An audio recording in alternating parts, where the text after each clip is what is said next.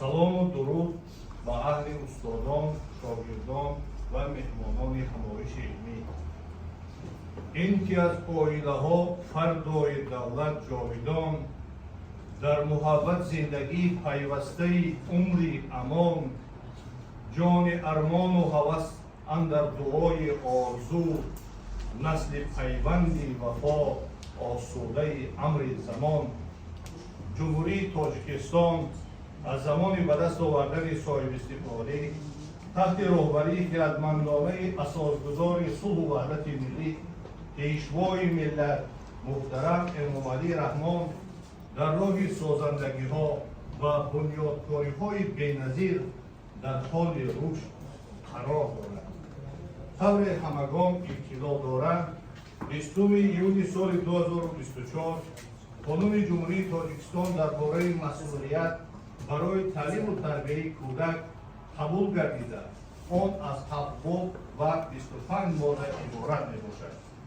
навгонии қонуни мазкур ин масъалаи сиёсати давлатӣ дар самти масъулият барои таълиму тарбияи кӯдак ташкил медиҳад, ки дар моддаи 5 пешбинӣ гардидааст.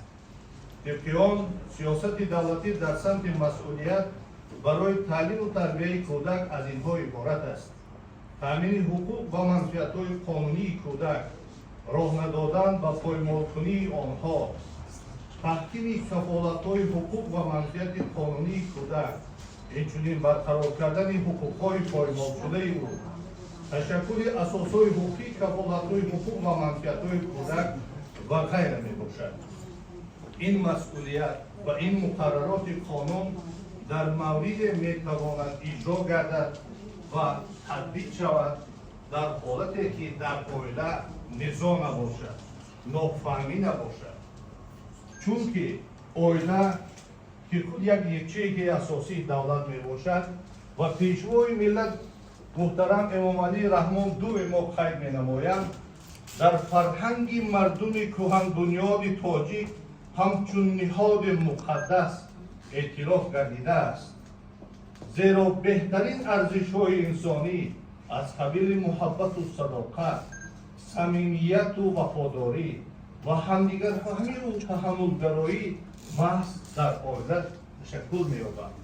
албатта ин гуфтор дуруст ва барҳақ аст, чунки сарчашмаи меҳру муҳаббат, вафодорӣ, инсонгароӣ, ҳувияти миллӣ, хиштаншиносӣ ва дигар хусусиятҳои мусбии инсонӣ аз оила сарчашма мегирад. оилаи муосир гурӯҳи хурди иҷтимоиест, ки аъзоёнаш на фақат падару модар, фарзандон ва хешу таборанд. тарбияи оилавӣ асоси ҳама гуна тарбия ба ҳисоб рафта маҳз дар муҳити оила бо кӯшишҳои волидайн, хешу таборон, фарзандон аз ҷиҳати одобу ахлоқ, забоншиносӣ, меҳнатдӯстӣ, рафоқат, озод будан, шинохтани некию бадӣ тарбия карда мешавад. яке аз омилҳои асосии ташаккулдиҳандаи шахсияти кӯдак мавқеи тарбиявии падару модар, яъне оила мебошад, ки тарзи умумии тарбияро муайян менамояд. роҳи асосии таҳсилрасонии калонсолон ба ташаккули шахсияти кӯдакон ба онҳо омӯзондани меъёрҳои ахлоқӣ мебошад. гузашта аз ин, дар инкишофи шахсияти кӯдак муҳити атроф низ таъсир мерасонад. чӣ тавре ки медонем, кӯдакон бо қобилияти хуби тақлидкунӣ фарқ мекунанд.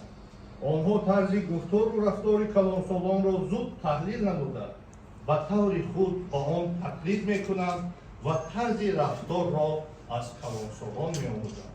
дар ташаккули шахсияти кӯдак ҳар як рӯйдод ва ҳодисаи номатлубе ки дар муҳити оила рух медиҳад метавонад таъсири худро расонад. масалан, агар волидайн бо рафтори кӯдак доимо бо нигоҳи манфӣ баҳодиҳӣ кунанд, он гоҳ дар кӯдак сифатҳои худбаҳодиҳӣ паст зоҳир мешавад, ки дар чунин ҳолат кӯдак беташаббус, канораҷӯй, нобовар ва тарсу ба воя мерасад.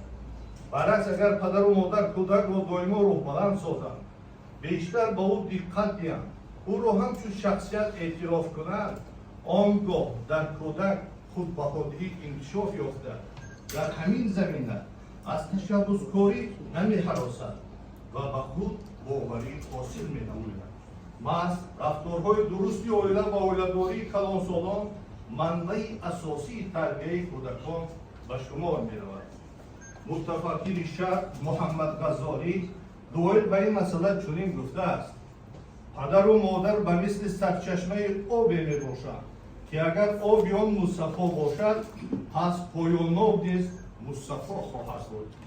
عائله سالم را اساس خوشبختی خاندان می حسابیم. سلامتی اساسی نیکوحوالی کشور، جمعیت، انسانیت، شخص و عائله وابستگی قوی دارد. از این لحاظ اساسگزار صلح و وحدت ملی پیشوای ملت پرزیدنت جمهوری تاجیکستان محترم امامعلی رحمان دائما به خلق خود تاکید می‌نمایند سالمی جامعه بایگری دولت است. همه تاکیدهای سرور معظم کشورمان را سرمشق کار خود قرار دادن آن ضرور است.